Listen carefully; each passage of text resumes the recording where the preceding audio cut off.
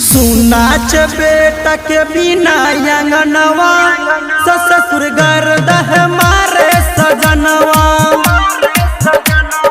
सुनाच बेटा के बिना अंगनवा ससुर गर्दह मारे सजनवा।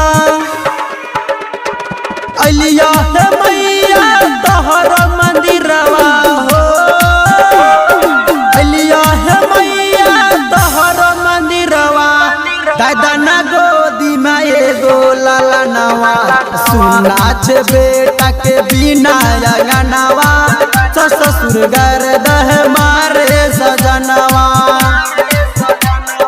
सुनाच बेटा के बिना अंगनवा ससुर गर्दह मारे सजनवा। अलिया है मैया तोहर मंदिरवा हो, अलिया है मैया तोहर मंदिरवा। गदन गोदी में एगो लालनवा। सुनाच बेटा के बिना अंगनवा ससुर गर्दह मारे सजनवा। सुमित सतीश रैनी, सुमित सतीश रैनी।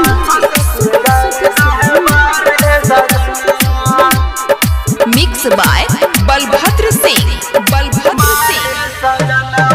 बेटा के बिना हमर कानो चैन है,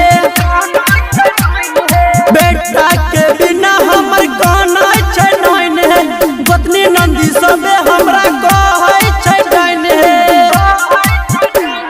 दशहरा महीनमा गुंजल जय जय हो, दशहरा महीनमा गुंजल जय जय। दैदहन गोदी में एगो लालनवा।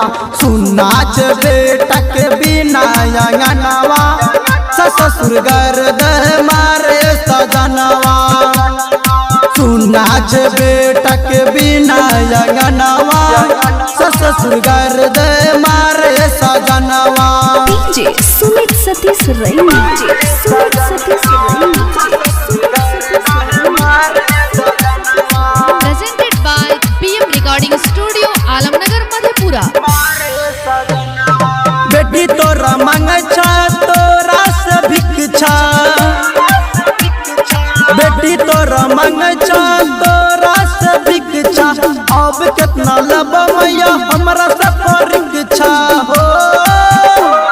बालकृष्ण है मैया गावे छ भजनवा हो, बालकृष्ण है मैया गावे छ भजनवा।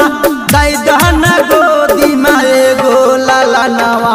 सुनाच बेटा के बिना अंगनवा ससुर गर्दह मारे सजनवा। सुनाच बेटा के बिना अंगनवा ससुर गर्दह